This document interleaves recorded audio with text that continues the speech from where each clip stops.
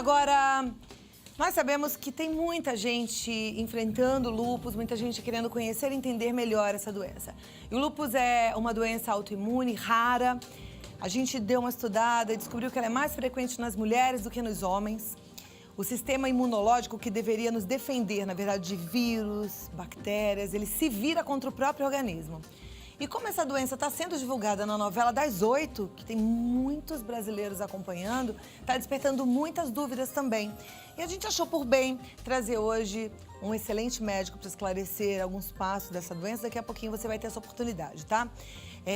A gente também descobriu que algumas pessoas bem conhecidas do público têm essa doença, como as cantoras Lady Gaga, Toni Braxton, o cantor Seal, a jornalista e apresentadora Astrid Fontinelli. Aliás, a Astrid apoia a campanha Vitória contra o Lúpus, que tem o intuito de divulgar informações sobre essa doença. A gente até descobriu um vídeo que fala sobre essa campanha e é bem legal, a gente vai passar ele agora. Em 2012, eu fui diagnosticada com lúpus, um tipo de reumatismo que atinge principalmente a nós mulheres.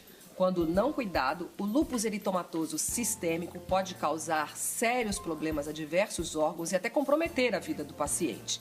O acesso ao tratamento é fundamental para se conseguir o controle da doença e qualidade de vida do paciente. Se informe e participe dessa campanha. Vitória contra o lúpus. E olha, a gente vai entender mais agora com o Dr. Roberto Reimann, que é reumatologista, professor da disciplina de reumatologia da Unifesp. Ele veio até aqui hoje para nos ajudar. E eu estou muito grata, viu, doutor? Muito obrigada, doutor Roberto, por ter vindo. E a gente poder explicar para você um pouquinho o que é essa doença.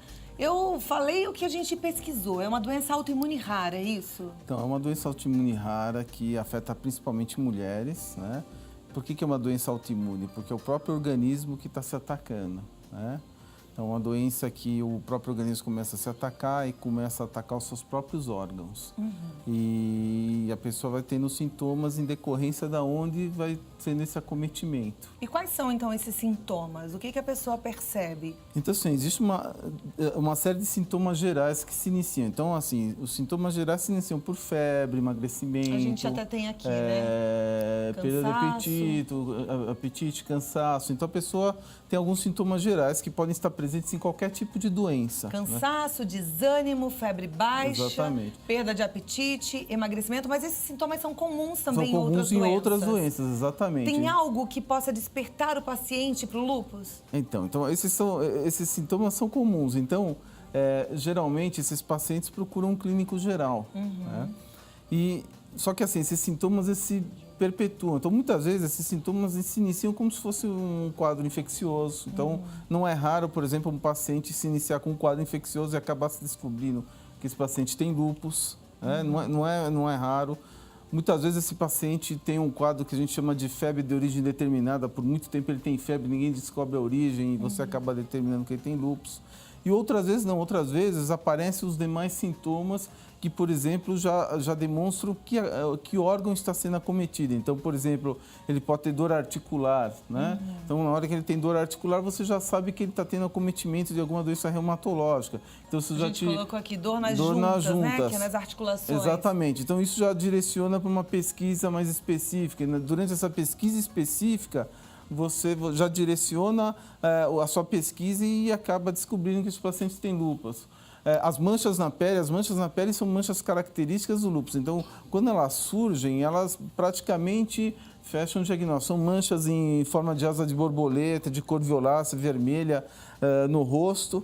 Muitas vezes elas são associadas à exposição solar, né? Queda de cabelo. Queda de cabelo. Então, essa queda de cabelo é uma queda de cabelo importante. Então, geralmente, as mulheres vêm desesperadas para o consultório falando: olha, eu estou perdendo meu cabelo, pelo amor de Deus, o que está acontecendo?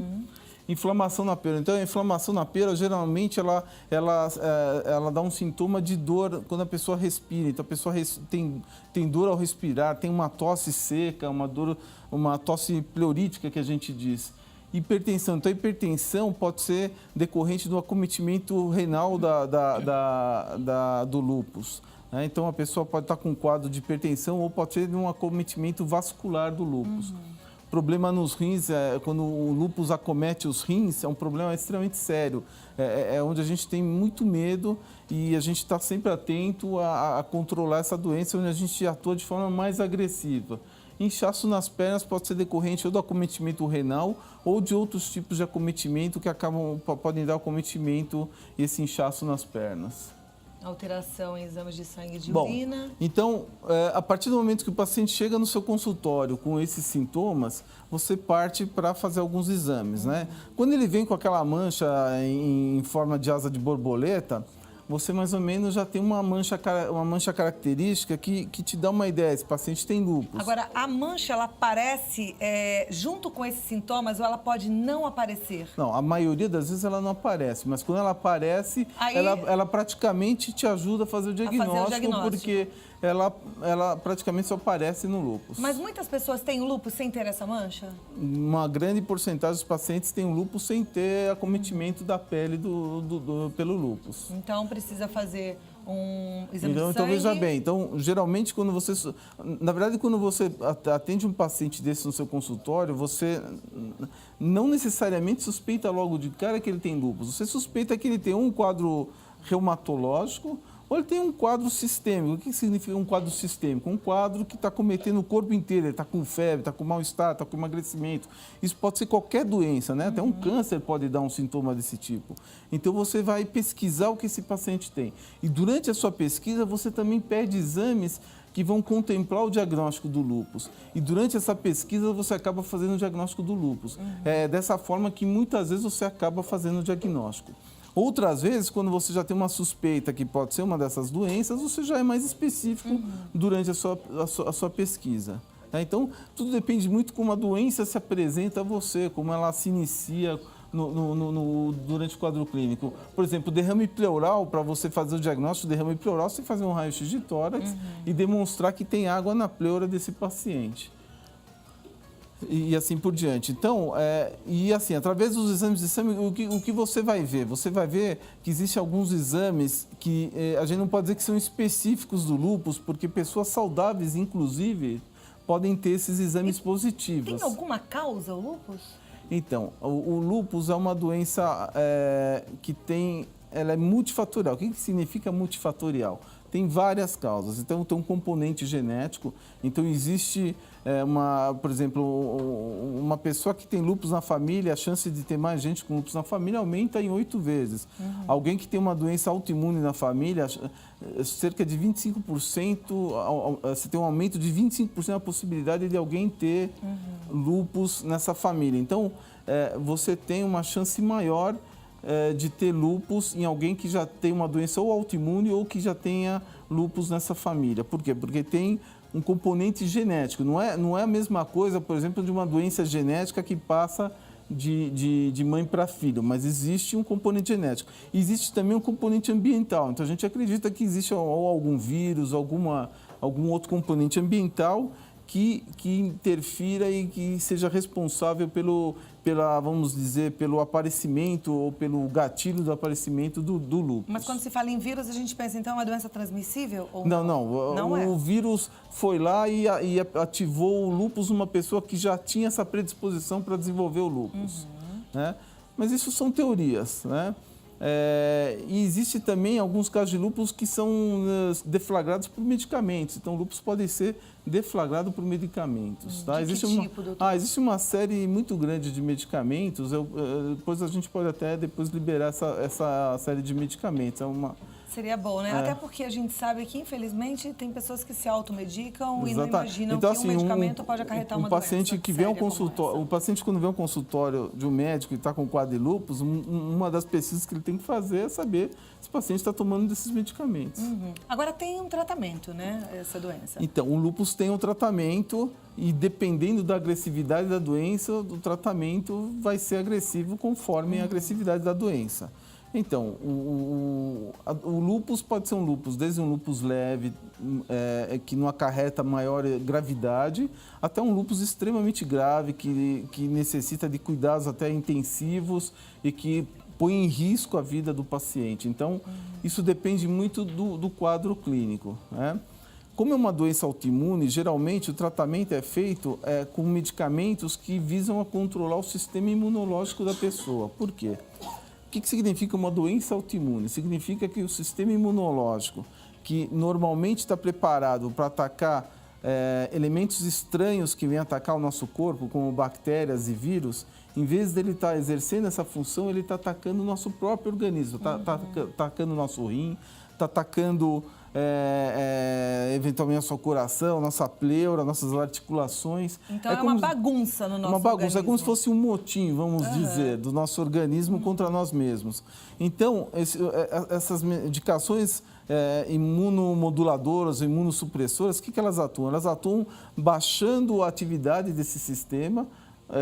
Para quê? Para que ele se reorganize e para que ele volte a funcionar, pelo menos, talvez num nível assim, inferior, de uma forma talvez menos eficiente do que ele deveria estar funcionando, mas pelo menos que ele atue não atacando mais o nosso próprio organismo, porque muitas vezes acaba se tornando incompatível com a própria vida se ele continuar atuando dessa forma. É uma doença rara, mas séria, né? Aí existe Exatamente. alguma prevenção? Então, prevenção não existe, mas, por exemplo, o paciente que tem lúpus, ele tem que saber que ele tem que ter alguns cuidados, né? Então, o paciente com lúpus tem que saber que ele não pode se expor à luz solar. Então, ele tem que usar um bloqueador solar, inclusive a luz branca normal, não só ao sol, mas ele tem que evitar a luz branca solar normal. Ele não pode usar hormônios que tenham estrógeno e ele tem que ter alguns cuidados desse tipo. Ele tem que... Em presença de doenças virais, ele tem que estar atento se a doença dele não vai deflagrar, então ele tem que sempre estar atento. Deixa eu te perguntar uma coisa, você falou de luz solar, né? E se as pessoas não sabem que tem lúpus e elas se expõem ao sol, à luz solar, ou até mesmo uma cama de bronzeamento artificial, elas ficam mais vulneráveis à doença? Não, veja bem, não é que elas ficam mais vulneráveis, mas muitas vezes o primeiro sintoma é o que a gente chama de uma hipersensibilidade à luz solar. A pessoa acaba desenvolvendo uma hipersensibilidade, ou seja, qualquer exposição à luz solar ele fica manchado de vermelho. E isso pode ser um dos sintomas. É o start para os sintomas. Então, isso já é um dos sintomas, já é um dos sintomas do lúpus. Quer dizer, muitos pacientes acabam chegando em nosso consultório por dermatologistas que nos enviam, justamente porque esse paciente está começando a apresentar uma hipersensibilidade à luz solar. Eu assisti ontem no YouTube, na internet, o depoimento de uma jovem que está cuidando, está lutando contra o lúpus, e ela conta que ela descobriu exatamente assim, depois de uma sessão de bronzeamento artificial, ela começou a desenvolver algo que ela achou que fosse uma alergia, e não é, né? Mas muito bacana que, apesar de ser uma doença rara, uma doença grave, uma doença séria, a gente vê que tem um grupo unido que tem lúpus e se ajuda e se autoajuda, né? No Facebook, na internet eu vi vários, mesmo através dos depoimentos que eu vi no YouTube, tem vários comentários de pessoas querendo dar as mãos umas às outras, né? Para lutar juntas pela doença.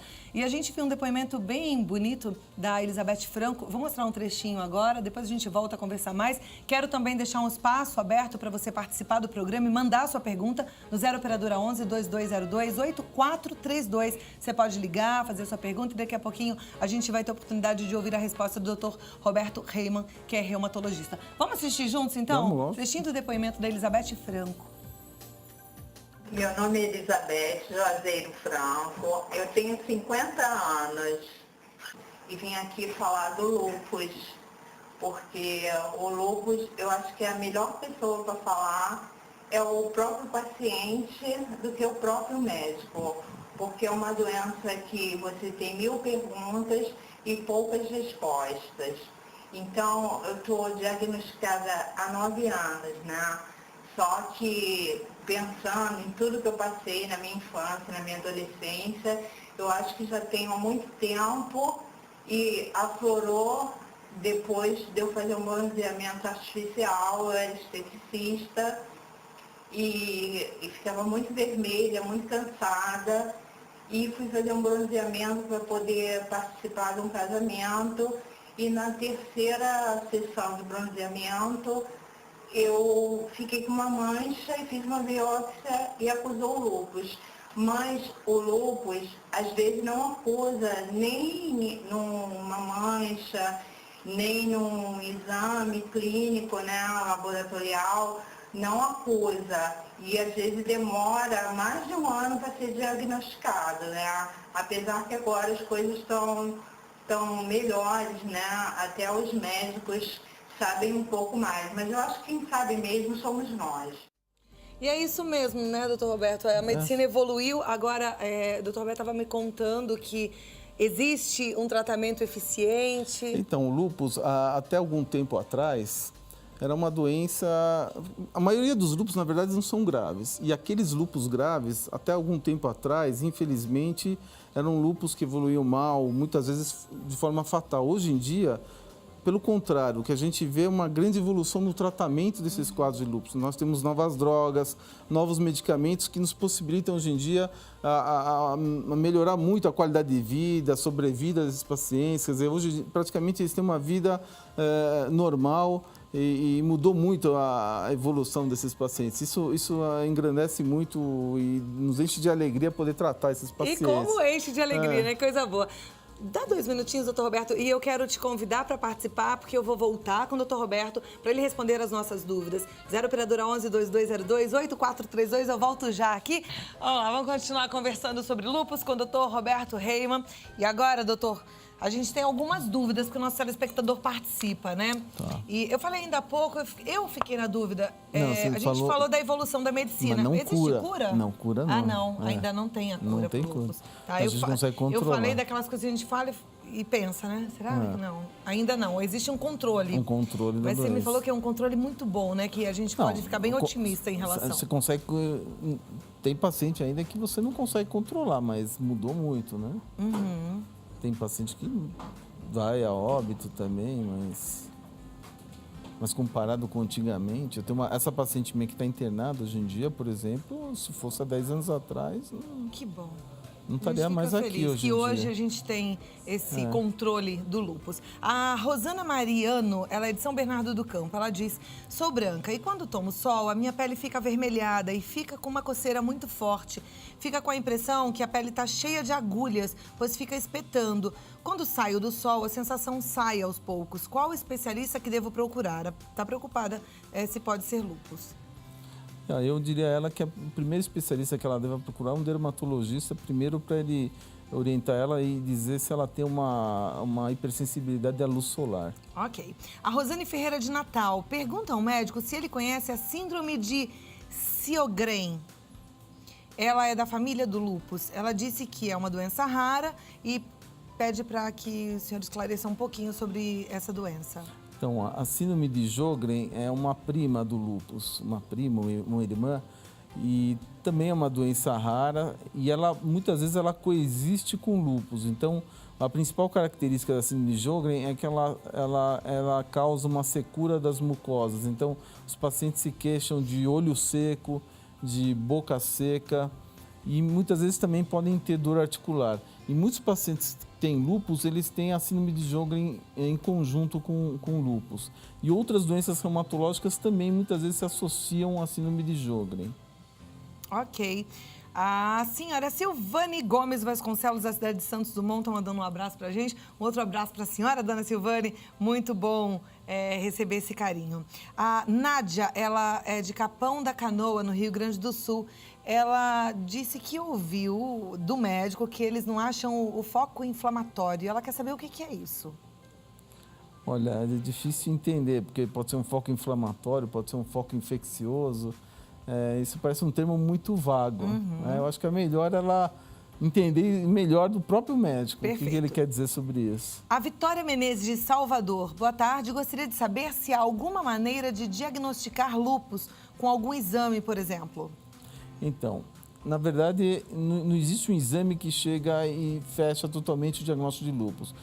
Existem alguns exames que são autoanticorpos, que são detectados nos pacientes com lúpus. Alguns são mais específicos, outros são menos específicos. Os menos específicos você pode encontrar em pacientes que não têm nenhuma doença reumatológica.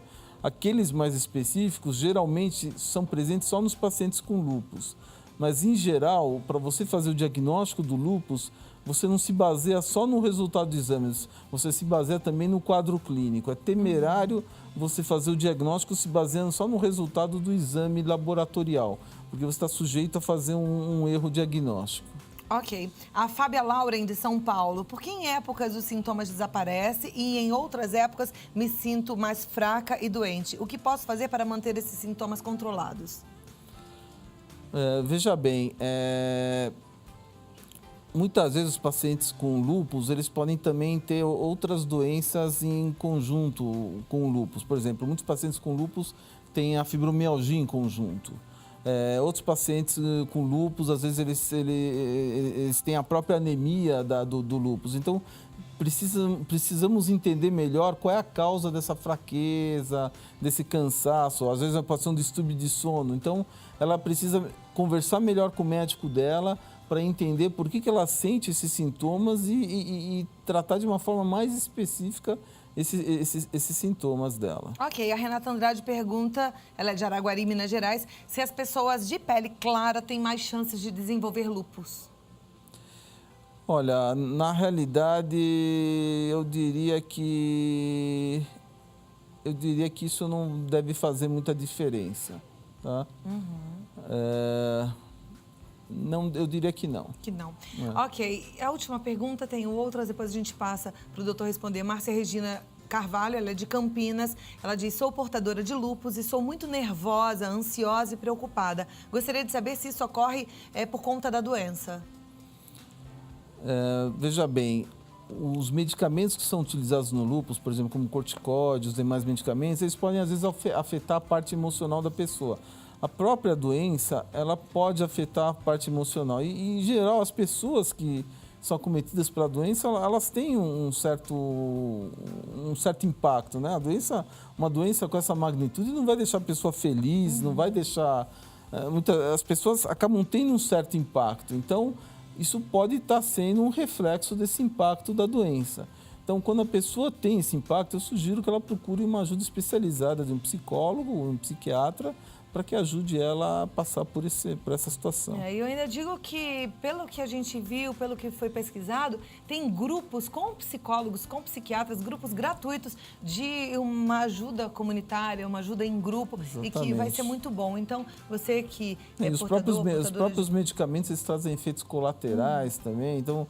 Eles precisam desse apoio desses grupos. O compartilhar é muito bom, né? Exatamente. E se você quiser mais informação, o Dr. Roberto Reimann, que é reumatologista, ele está no telefone 0 operadora 11 2151 9205.